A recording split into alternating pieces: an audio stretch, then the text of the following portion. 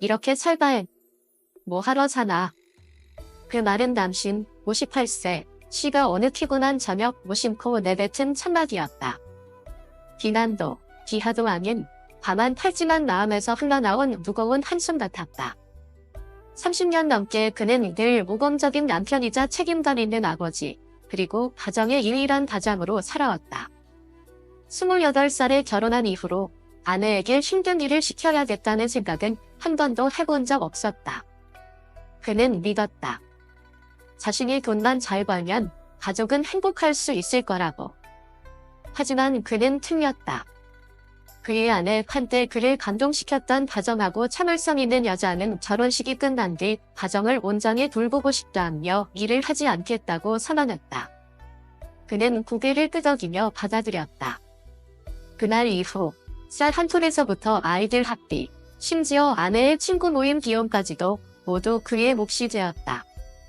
아이에게 운동화를 사주기 위해 밤새워 일했던 날도 있었고 돈 아끼려 찬도시락을 품에 안고 비 맞으며 퇴근했던 날도 있었다. 그런데 이제는 아들도 다 자라고 자신의 머리엔 어느덧 흰머리가 슬며시 올라왔건만 아내는 이렇게 말한다. 회사 다니는 건 편하잖아요. 그냥 에어컨 있는 사무실에 앉아있으면 되잖아. 난 하루 종일 청소하고 밥하고 빨래하고 피곤한 거 당신은 몰라. 그는 안다. 하지만 아무도 그의 필요를 묻지 않았다.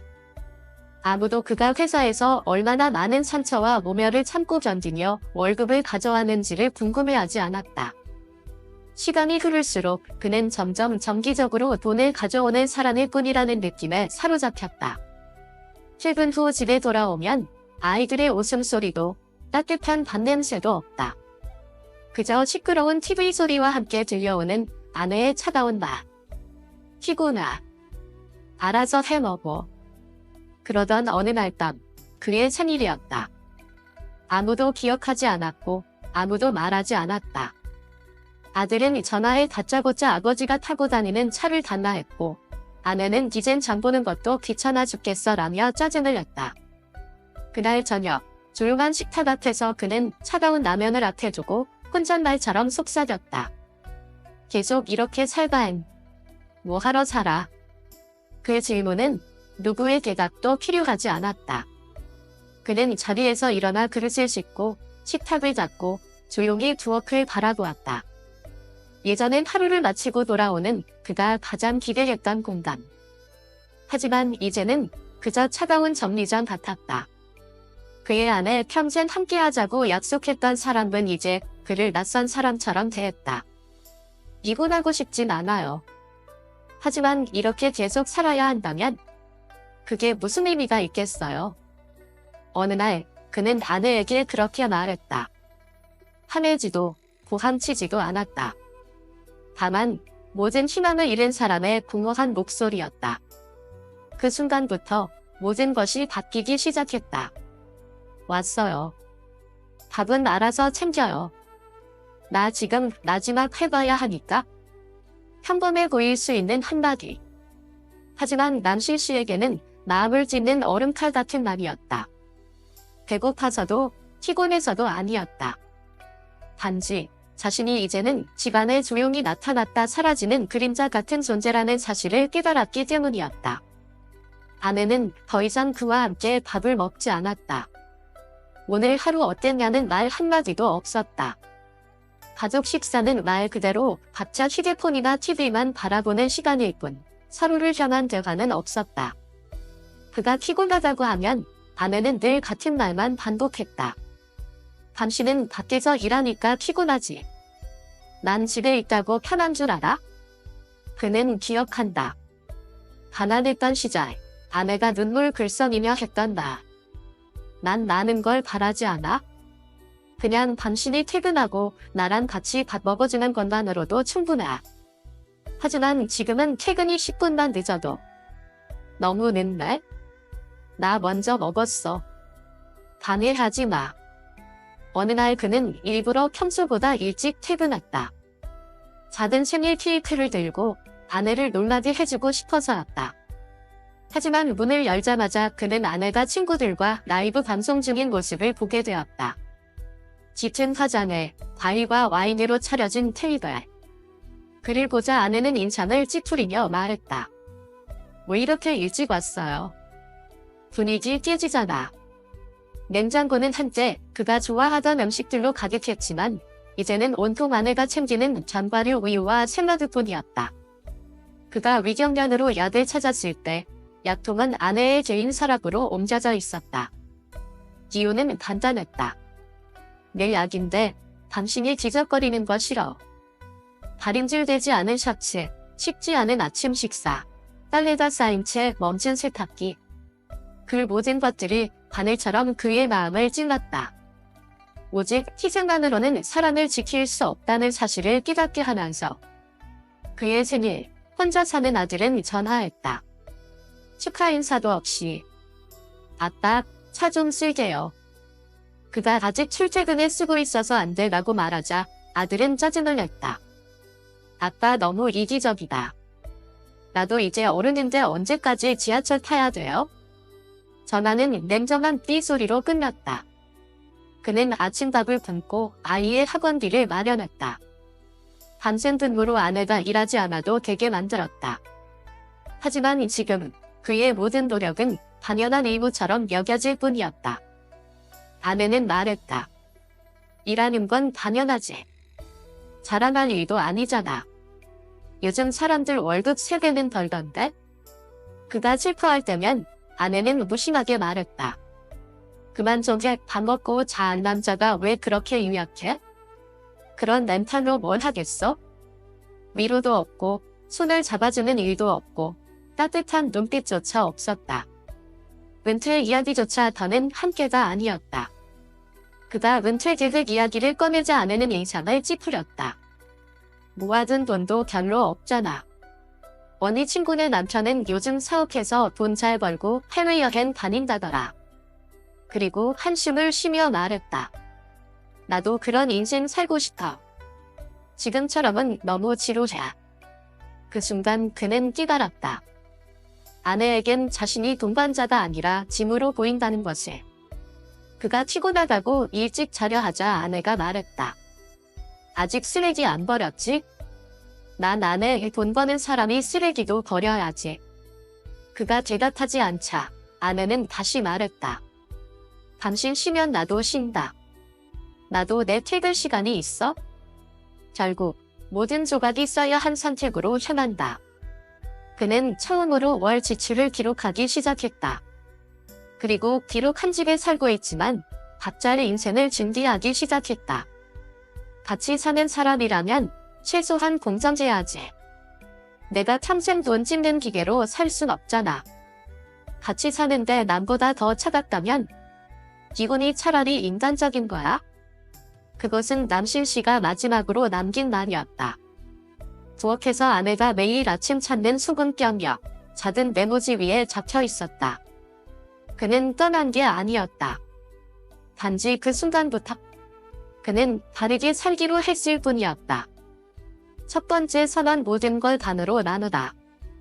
30년 동안 한 번도 따지지 않았던 그가 이번엔 모든 것을 식탁 위에 꺼내놓았다. 생활비, 반반. 식사, 각자 알아서. 청소, 교다. 수입, 본인이 관리. 그리고 그는 단호히 말했다. 앞으로는 월급 안 줘. 3개월 안에 일자리 알아봐. 다녀는 안 해. 하지만 더는 못 버텨. 아내는 얼어붙었다. 정말이야? 자존심이 걸린 일로 농담한 적 없어. 쳤다는 말로 때리는 따기. 생각 대신 분노가 먼저 터졌다.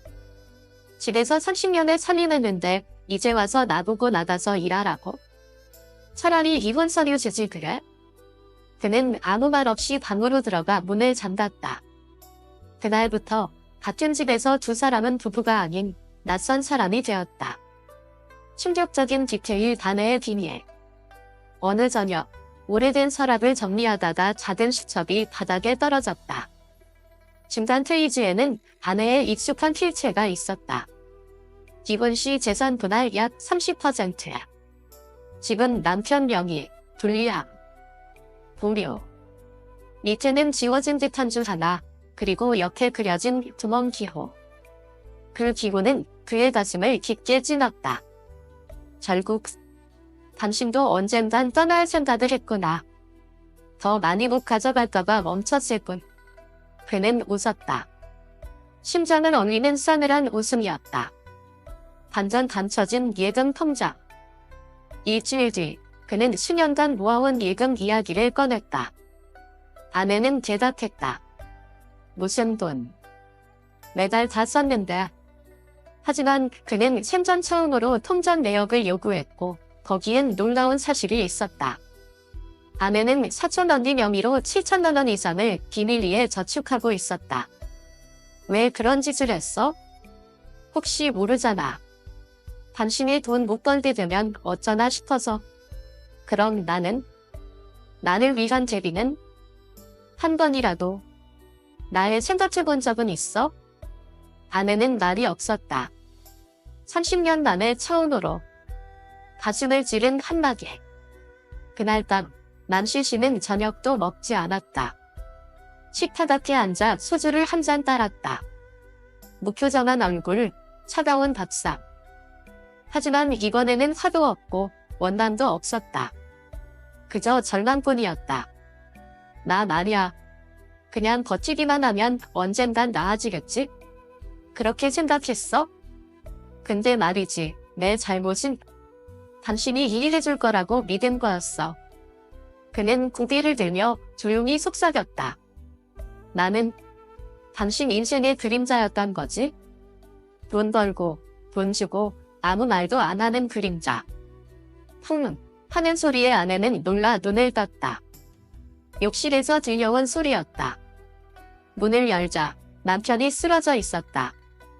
젖은 수건을 손에 댄 채 심장을 부여잡고 있었다. 급히 119를 불렀다.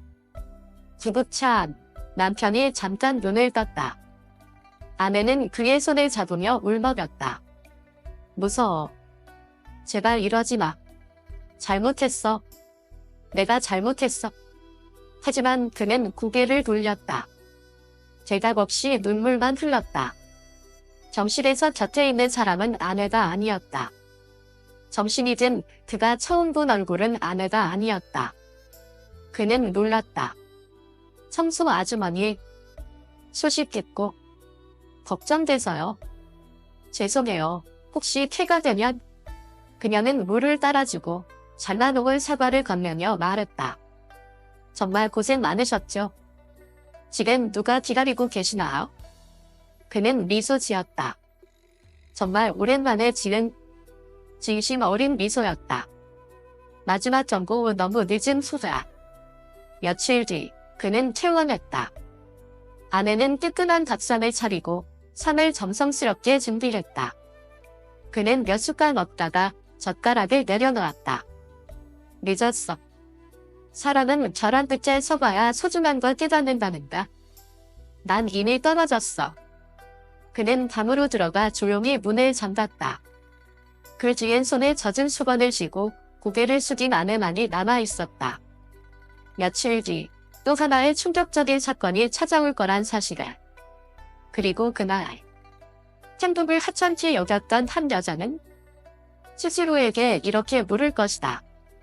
만약 다시 돌아갈 수 있다면 그때 정말 나는 똑같이 살았을까? 저울이 지나고 그는 더 이상 그곳에 없었다. 심장 발작 3개월 후 남실 씨는 조용히 집을 나섰다. 말다툼도 없었다. 이혼 서류도 없었다.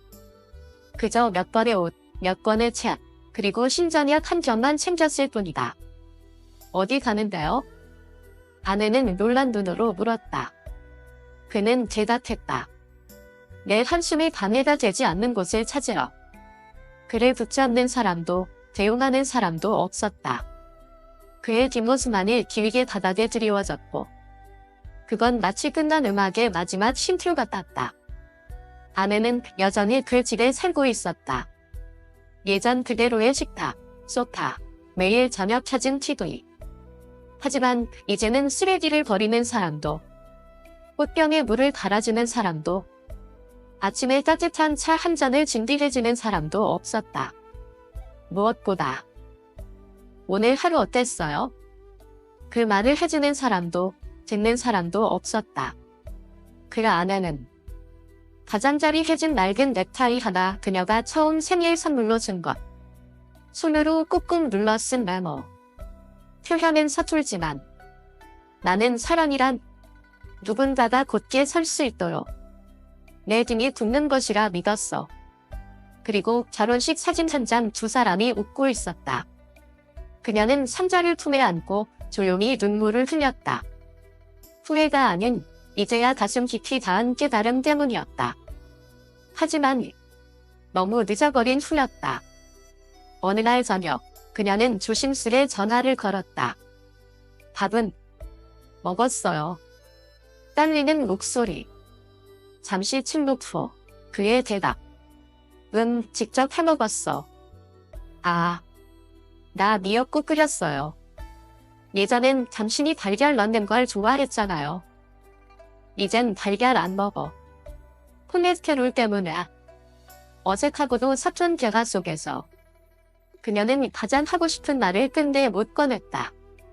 돌아와요. 내가 잘못했어요.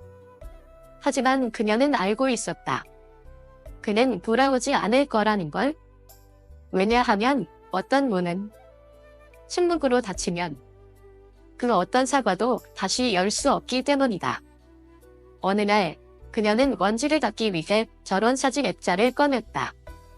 그리고 액자를 열고 남편의 반쪽만 잔나 벽에 걸었다. 그녀의 남은 인생, 가장 조용한 참회의 밤식이었다. 이제 그녀는 알았다. 한때 곁에 있었던 그 사람은 이젠 같은 액자 속에도 있고 싶지 않은 사람이라는 걸. 당신은 내 남편이었어요. 하지만 지금 내 마음속엔 매일 저녁 들리지 않는 발소리만 남았어요. 기혼보다 더 아픈 건 같은 집에 살면서도 더 이상 사랑하지 않는 거더라. 남겨진 교훈. 사람이 떠난 후에다. 그가 얼마나 참고 있었는지 깨닫지 말자. 행복은 하루아침에 사라지지 않는다.